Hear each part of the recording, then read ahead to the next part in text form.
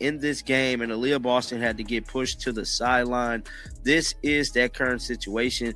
Let me see if I can play it here real quick for you guys.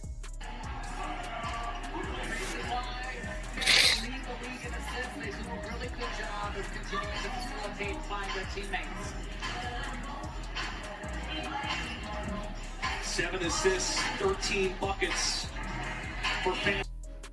So as you guys can see here, man, Aaliyah Boston is definitely fun. That right there is what the WNBA has become famous for. Unrivaled was supposed to showcase elite 3-on-3 basketball during the offseason. Instead, it's delivering UFC-style confrontations and clotheslines that look more WWE than basketball. And the internet is absolutely losing its mind over what happened between Aaliyah Boston and Alyssa Thomas. But here's what nobody's talking about while everyone focuses on the on-court drama. This fight is a symptom of something way bigger that's tearing the league apart right now. Because while players are throwing elbows in Miami, the entire 2026 season is in jeopardy. No CBA agreement, no timeline, and a fan base that's starting to turn on the very players they championed just 6 months ago. This is her complete highlight. Got in the paint, got it done. Look like she's on team with Kelsey Plum. She is on Kelsey Plum team. Aaliyah Boston is nasty. What's this? Oh, these are Aaliyah Boston accolades. I don't think we ever showed. 23 points, 6 rebounds, 2 steals, 2 blocks. Aaliyah Boston went 9 for 16 from the field and absolutely dominated. This is the version of Boston that South Carolina fans remember. The version that won National Player of the Year. The version the Fever desperately needed to see before the 2026 season. Except there might not be a 2026 season. And that's not hyperbole. We're less than 4 months away from when training camp should start, and there's no collective bargaining agreement in place. The players opted out back in January. The deadline came and went, and now we're in full-blown limbo. Here caught my eyes. It goes on to say Alyssa Thomas being a consistent MVP candidate is bad. Look for the league. Can you imagine Draymond Green being a regular MVP candidate in the NBA? I believe this triple handoff merchant think too high of herself. So this is the play right here, I believe, that had happened. And Aaliyah Boston just completely bats her ball down. And, you know, Alyssa Thomas talking trash, man, doing what she does. But ultimately, man, this whole unrivaled situation. Look at that exchange with Alyssa Thomas. Boston completely swats her shot into the third row, and Thomas immediately starts talking trash. This is classic Thomas, who's been an MVP candidate multiple times despite playing what some critics call triple handoff merchant basketball. One analyst literally compared her to Draymond Green and asked if we'd accept Green as a regular MVP candidate in the NBA. But the real question isn't about Thomas's playing style. It's about what happens when this league goes dark. Because ownership and players can't agree on how to split revenue that only recently started actually existing. Because here's the uncomfortable truth. Unrivaled viewership is down. Project B is poaching talent. And the casual fans who discovered the WNBA during Caitlin Clark's rookie season are starting to check out. Because just like I said, I feel like the 16% stake could be what's hurting them from getting the deal done. Let's check out some of their coverage right now. From Alexa Philippou. So Alexa Philippou is pretty much spilling the beans, man. She stated the WNBA is exploring buying back the 16% stake they sold off in the 2022 capital raise. She stated, "I'm told that the WNBA is reviewing the league's capital structure. Is standard operating procedures. Nothing is imminent or concrete.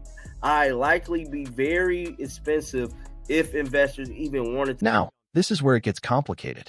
Commissioner Kathy Engelbert is reportedly trying to buy back the 16% stake the league sold off in a 2022 capital raise. That 16% went to outside investors who became partial owners of the WNBA. And according to league insiders, those investors might be the ones holding up the entire CBA negotiation. Think about that for a second. The league sold equity when they were desperate for capital. Now that the WNBA is actually valuable thanks to Clark, Angel Reese, and unprecedented media attention, those investors have leverage. They're not just going to hand back their stake, and they might have very different ideas about player compensation than the league office does. One reporter noted, It would be very expensive if investors even wanted to sell it back. But here's the theory making the rounds. What if those outside investors are the actual roadblock?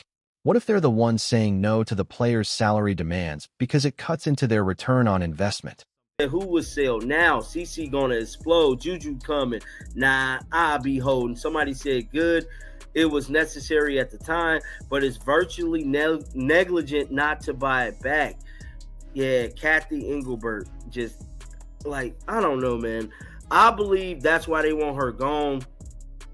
But as of right now, that is just an ugly, ugly situation. So the next hottest story that is coming out of the WNBA is this Rebecca Lobo situation. So Rebecca Lobo is worried WNBA players are losing fan support. Yes, she said it. Thank you, Rebecca Lobo. She said it. When a deal, hold on, what did it say? When a deal is presented that's over $1 million max salary and revenue share is called a slap in the face, just use different words. Rebecca Lobo just said the quiet part out loud. The Hall of Famer and ESPN analyst went on record saying WNBA players are losing fan support because of how they're talking about the CBA negotiations. Specifically, she called out the language players are using when they describe ownership's offers. Here's what Lobo said. When a deal is presented that's over $1 million max salary and revenue share, and it's called a slap in the face, I think we need to use different words, and I'm worried the players might be getting to the point where they're losing some support from the public. She's right, and the evidence is everywhere. YouTube creators who built channels covering the WNBA boom are watching their numbers crater. Engagement is down. The casual fans who showed up for Clark's rookie season aren't sticking around for labor disputes and players wearing shirts that say what they owe us. Deadline, it came and went without a deal being done. With less than 4 months to go before the 2026 season is due to start, ESPN Rebecca Lobo worries that the players are losing support among fans with high points of last season. This is what she stated. This is what it goes on to say. At All-Star Weekend, the players went out with the shirt on, pay us what they owe us. Now, y'all remember me telling y'all that I see numbers y'all don't see. Y'all see my channel. I can't speak for everybody else because everybody else has got a core fan base. I don't know. Maybe I pissed off CCFC. I apologize, CCFC. I'm definitely sorry for pissing y'all off. Could y'all please start back watching the channel? You know what I'm saying? I just got to keep it real. Because my numbers had shrunken. Like, I used to get numbers like many other top peer people. Like, I got 90,000 subs, bro. I should be getting top notch numbers, and it's not there. I don't know if something I said, or maybe it's what Rebecca Lobo. Lobo specifically warned that players risk getting 70% adverse fan reaction if they keep calling 6-figure and 7-figure offers insulting. And she's seeing it in real time. The same fans who are riding for these players during the regular season are now questioning whether the players understand basic economics. Because here's the thing about Keir and Stewart leading these negotiations. They both have massive financial stakes and unrivaled. Collier co-founded the league. Stewart is a major investor. If the WNBA goes into a lockout, where do players go? Unrivaled and Project B. Some critics are asking whether that's a conflict of interest. Should the people negotiating the CBA be the same people who directly benefit financially if those negotiations fail and the league shuts down? It's a legitimate question that nobody in the media wants to touch.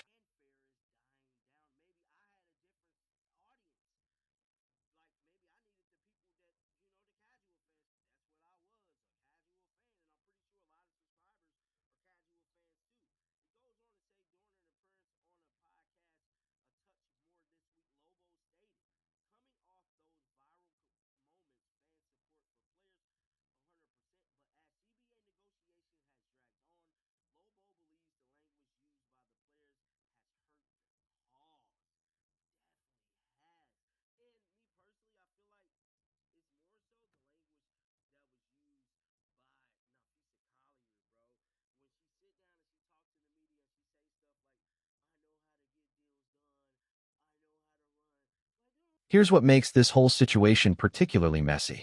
The WNBA just had its best season ever. Record ratings, record attendance. Caitlin Clark brought millions of new eyeballs to the league. Expansion teams are selling for record prices. The Golden State Valkyries paid $50 million just for the right to exist. All of that momentum is now at risk because of a labor dispute that's being conducted in the worst possible way from a public relations standpoint. Players are making demands that sound reasonable to labor economists but tone-deaf to regular fans.